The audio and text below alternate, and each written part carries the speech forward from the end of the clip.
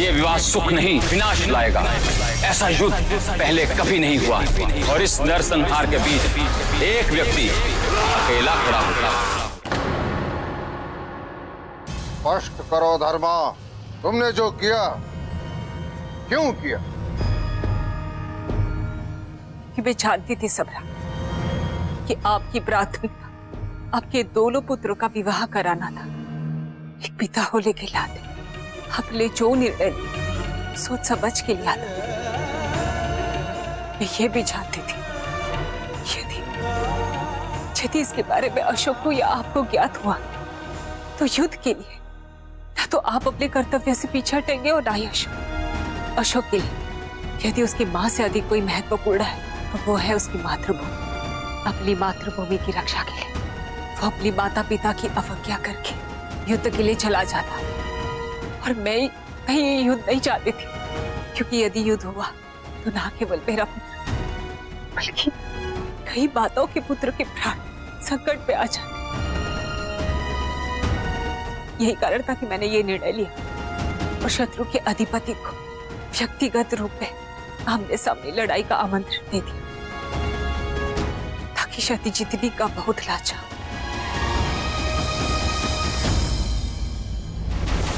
तुमने सोचा भी कैसे कि इतने महत्वपूर्ण विषय तुम्हें अकेले निर्णय लेने का अधिकार है?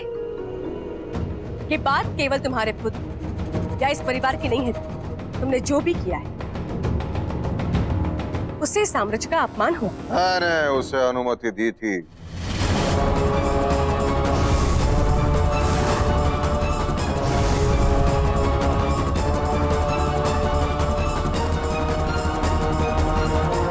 जो उचित प्रतीत हो वो करे, किंतु उसकी योजना से अनभिज्ञ। और धर्मा, मैं ये अवश्य कहूंगा कि तुमने अपनी बुद्धि से, अपने विवेक से हम सबको अचंभित कर दिया। मुझे क्षमा कर दो। आवेश में आकर मैं अपने क्रोध पर नियंत्रण नहीं रख पाया, क्योंकि तुम्हारी सुरक्षा को लेकर मैं आशंकित हो गया। इस कल्पना से कांप उठा था, यदि तुम किसी संकट में होती तो तुम्हारी रक्षा करने हेतु मैं तुम्हारे साथ नहीं था।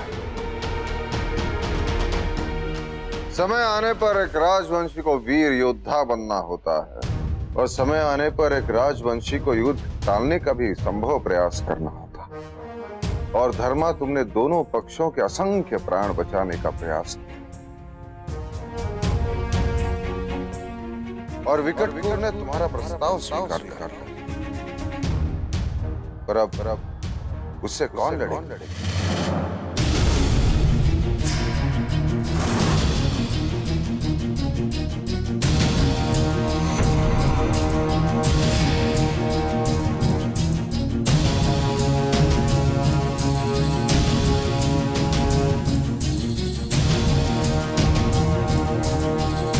मैं लड़ूंगा।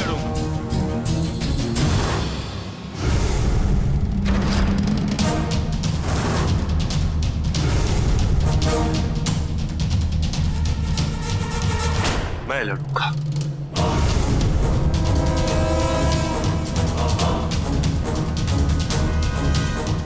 कल का सूर्योदय अशोक के जीवन का अंतिम सूर्य उदय होगा।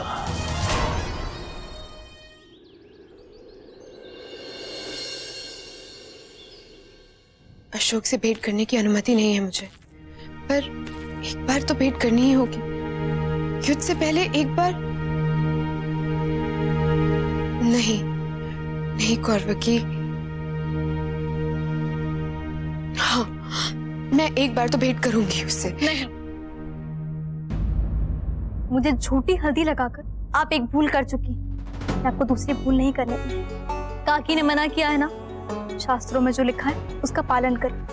विवाह से पूर्व आप अशोक को नहीं देख सकते। देवी, अशोक अपने जीवन की एक और महत्वपूर्ण लड़ाई लड़ने जा रहा है और मैं ये भी नहीं जानती कि उस पर क्या बीत रही हो, उसकी मनोस्थिति कैसी होगी। आप चिंता मत कीजिए, आपको अशोक को प्रत्यक्ष देखने की अनुमति नहीं है ना, इसलिए मैं आपकी आंखें और कर्ण बनूंगी। मैं अशोक को देखकर आती हूँ, वो क्या कर रहा है।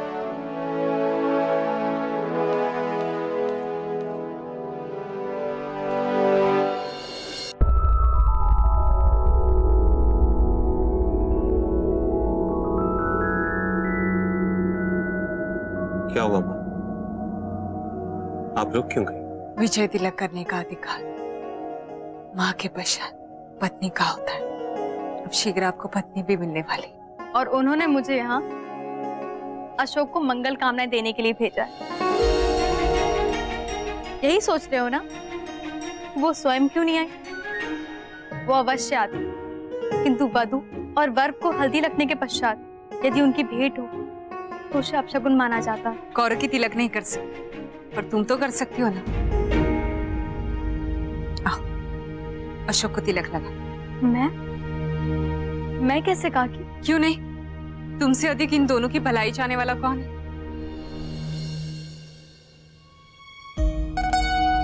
आओ देवी।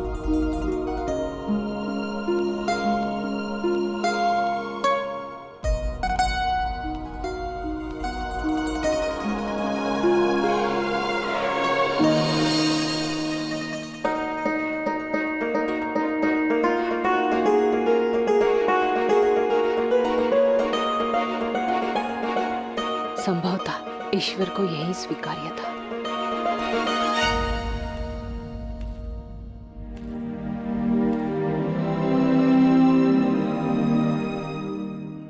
माँ,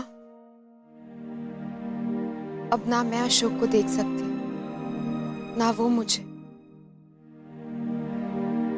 यदि आपकी अनुमति हो तो क्या मैं अशोक को रक्षा सूत्र बांध सकती हूँ?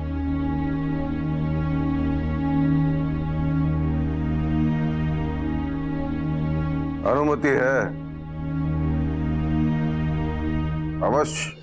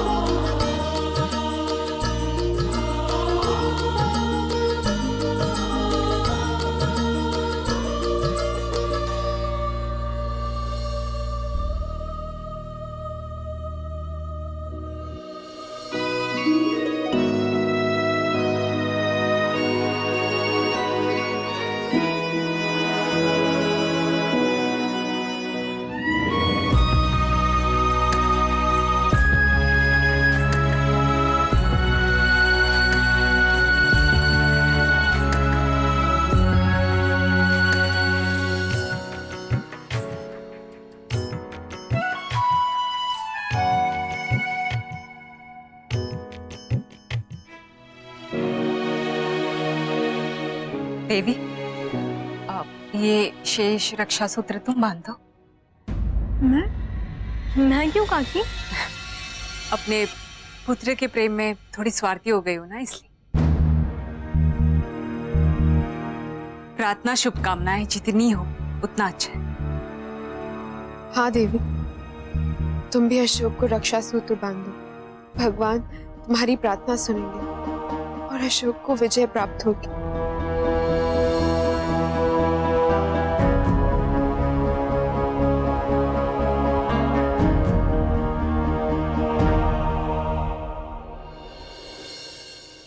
स्मरण रखिएगा कि कोई आपकी प्रतीक्षा कर रहा है यहाँ।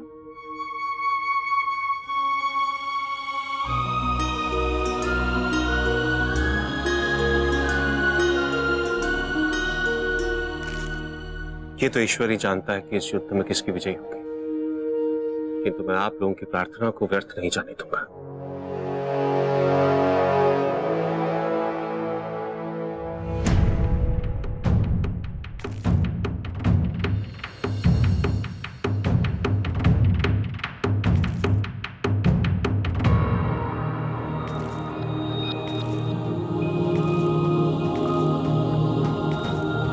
विजयी भव, यशस्वी भव। ईश्वर तुम्हें सफलता प्रदान करे। सम्राट, विकटकुरा पाटलिपुत्र में प्रवेश की अनुमति मांग रहे हैं। अनुमति है?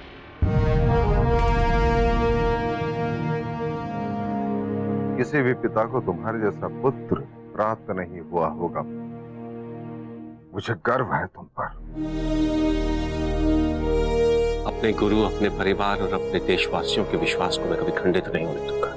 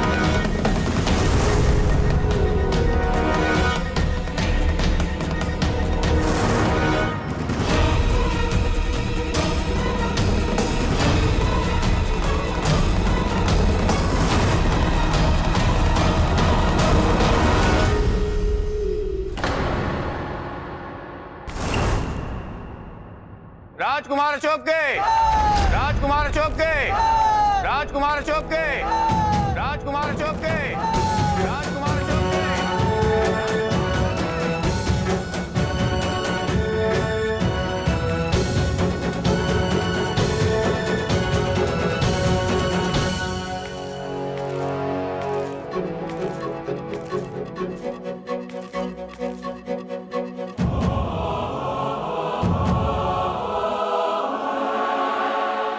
अशोक, भले ही तुम मुझे ना देख सको, लेकिन मैं सदैव तुम्हारे साथ हूं।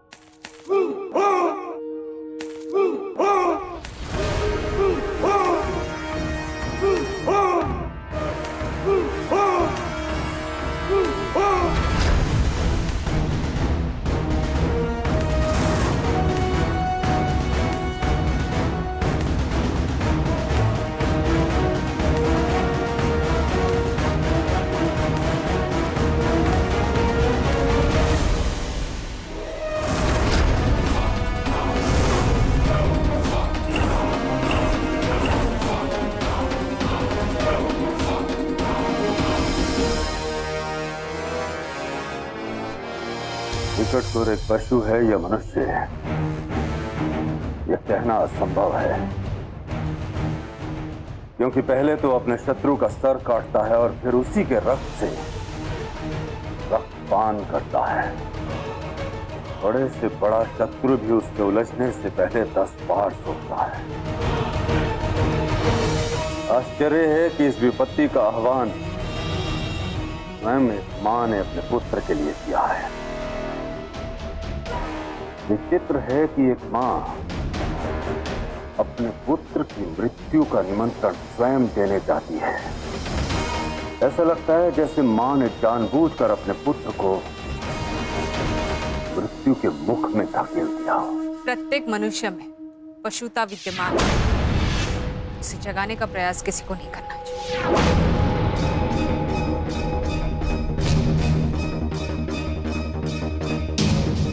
क्या आपको भी अशोक के विजय होने की संभावना में संदेह है? नहीं देवी, अशोक के विजय के प्रति संदेह के लिए कोई स्थान नहीं है। मेरा भय इस लड़ाई के परिणाम के कारण नहीं, दूसरे कई कारणों से। पता नहीं, न जाने क्यों जैसे जैसे समय बीत रहा है मुझे ऐसा आभास हो रहा है हमारे विवाह में एक नहीं कई और बाधाएं भी हैं। जो भी इस लड़ाई में विजयी होगा उसे निर्विरोध उज्जैनी दे दी जाएगी। पूर्ण रूप से विजेता बनने के लिए विरोधी को आत्मसमर्पण करने पर विवश करना होगा या फिर उसे मारना होगा।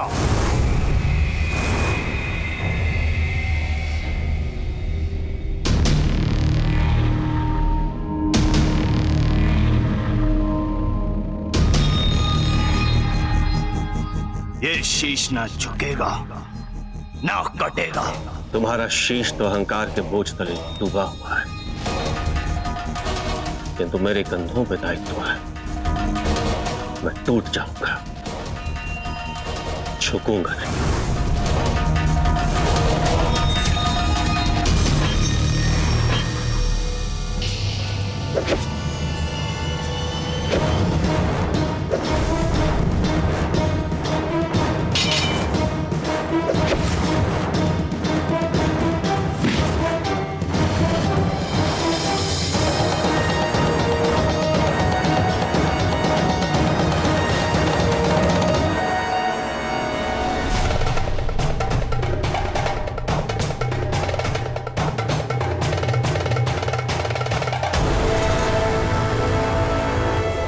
शांत रहो अशोक, शांत। जितना सुलझाने का प्रयास करो उतना उलझते जाओ।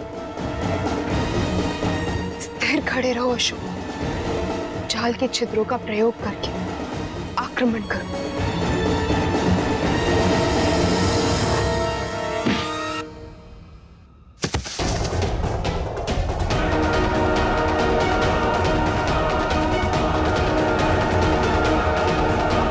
अशोक के साथ साथ मगध का सम्मान भी खंड खंड हो रहा है।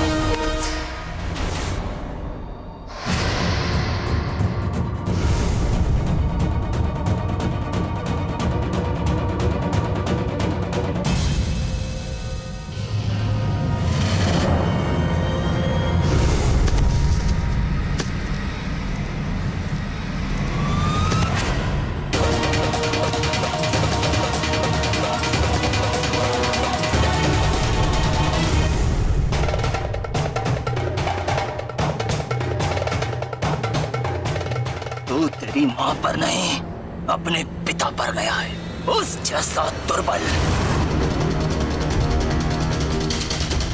सोच, तू मरा तो तेरी मां का क्या होगा?